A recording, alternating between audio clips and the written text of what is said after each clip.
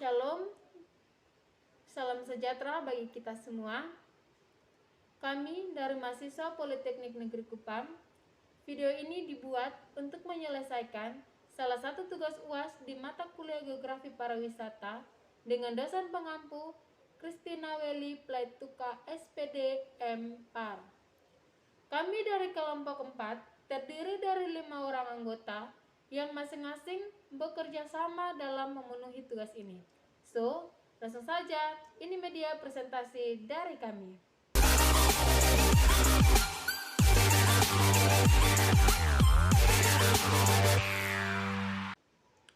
Oke teman-teman, sebelum kita membahas terlebih lanjut, izinkan kami perkenalan terlebih dahulu. Christine Mariana Novita Langkameng dengan NIM 202 378 1782. Melin Lete dengan NIM 202 378 1799. Yunita Imelda Ati dengan NIM 202 378 1813. Irani Yolanita Heltmina dengan NIM 202 378 1790. Dan Flavia Fraga Suarez dengan NIM 202 378 1784. Kita masuk di pokok pembahasan dengan tema pariwisata nasional. Pemulihan kembali sektor pariwisata dan ekonomi kreatif dalam pandemi COVID-19. Dalam pemulihan destinasi dan infrastruktur, tempat kepariwisataan Kemenparekraf menerapkan 3 strategi untuk mempercepat pemulihan kepariwisataan di Indonesia. Dalam menerapkan protokol kesehatan yang ketat, pemerintah juga mengatakan bahwa partisipasi masyarakat dan wisatawan sangat penting dalam penyusunan strategi pemulihan yang ada. Hal yang dikemukakan pemerintah sangatlah tepat. Setidaknya pariwisata bisa terus berjalan walaupun pada saat pandemi saat ini.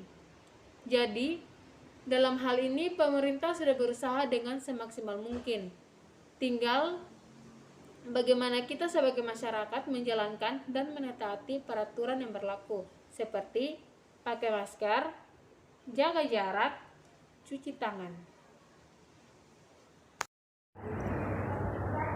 Nah, berdasarkan cuplikan video tersebut, maka akan dibahas beberapa poin. Poin yang pertama yaitu apa itu destinasi super prioritas. Nah, yang dimaksud dengan destinasi super prioritas merupakan bagian dari 10 program Bali Baru yang dicanangkan pemerintah. Nah, destinasi-destinasi super prioritas tersebut tidak hanya menjadi daya tarik bagi wisatawan saja, tetapi juga menumbuhkan ekonomi kreatif dan melibatkan warga setempat. Nah, apa saja sih destinasi-destinasi super prioritas tersebut? Nah, destinasi-destinasi super prioritas tersebut ada 5. Yang pertama yaitu destinasi wisata Danau Toba di Sumatera Utara yang merupakan danau vulkanik terbesar di dunia. Dan yang kedua yaitu destinasi wisata Candi Borobudur di Jawa Tengah yang merupakan objek wisata tanah air yang paling banyak dikunjungi wisatawan. Dan yang ketiga, objek wisata Mandalika di Nusa Tenggara Barat yang akan menjadi tuan rumah di ajang balap dunia MotoGP 2021. Dan yang keempat adalah objek wisata Labuan Bajo di Nusa Tenggara Timur yang terdapat Pulau Komodo yang merupakan tempat habitat komodo asli satu-satunya di dunia. Dan yang terakhir adalah objek wisata Likupang di Sulawesi Utara yang merupakan objek wisata dengan pantai dan panorama bawah laut yang indah. Baik, poin yang kedua yang akan kita bahas yaitu tujuan pengembangan destinasi super prioritas. Nah, tujuan pengembangan destinasi super prioritas adalah untuk meningkatkan pariwisata Indonesia di bawah instruksi Presiden Joko Widodo yang menginstruksikan untuk fokus dalam 5 pengembangan destinasi super prioritas terlebih dahulu. Nah, Pengembangan destinasi super prioritas tersebut mencakup infrastruktur, kesiapan sumber daya manusia, hingga calendar of event atau festival hingga setahun ke depan. Sandiaga Uno selaku Menteri Pariwisata dan Ekonomi Kreatif mengakui bahwa pariwisata Indonesia mengalami dampak atau mengalami masa yang sulit selama pandemi virus corona. Untuk itu ia mengharapkan pariwisata Indonesia bisa bekerja sama atau berkolaborasi dan beradaptasi demi meningkatkan pariwisata ke arah yang lebih baik, seperti pembukaan lapangan kerja yang lebih banyak.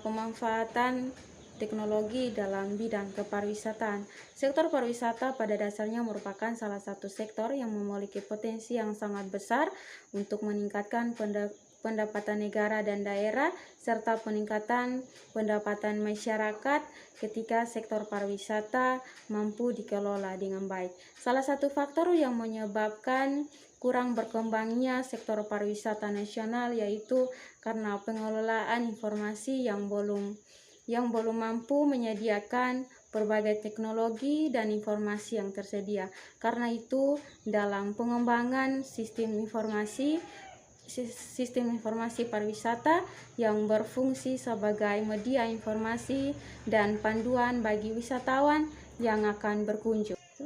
Pemanfaatan teknologi dan informasi dalam sektor pariwisata akan memberikan dampak yang sangat besar bagi pengembangan sektor pariwisata dan peningkatan pendapatan dalam bidang kepariwisataan.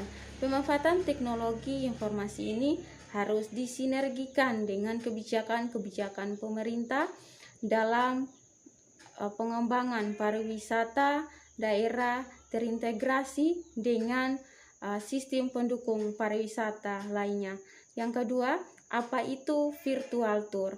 Virtual tour adalah wisata atau perjalanan untuk menjelajahi tempat-tempat wisata secara online dengan menggunakan gadget dan kekuatan sinyal. Oleh sebab itu, virtual tour software yang dapat membantu mendukung aktivitas tersebut. Dengan demikian, melakukan tur secara virtual menjadi lebih mudah. Pariwisata menjadi salah satu sektor industri yang terdampak di tengah pandemi COVID-19. Kondisi krisis ini mendorong pemerintah untuk melakukan inovasi agar pariwisata tetap hidup, yaitu dengan cara virtual tour. Nah, peran virtual tour ialah sebagai strategi promosi di era new normal efektif karena melibatkan partisipasi masyarakat untuk membantu penyebaran informasi secara meluas tentang suatu objek wisata. Admin pengelola media sosial mampu mengomunikasikan dengan baik unggulan wisata tersebut sebagai destinasi wisata yang siap menerima kunjungan wisatawan dengan tetap memperhatikan protokol pencegahan COVID-19. Virtual tour menjadi salah satu strategi promosi yang dilakukan untuk mempromosikan suatu objek wisata. Nah, kelebihan dan kekurangan virtual tour ialah kelebihannya karena wisatawan tidak ketinggalan akan banyak spot yang sangat menarik, sedangkan kekurangannya tidak bisa menghadirkan suasana real di lokasi tersebut.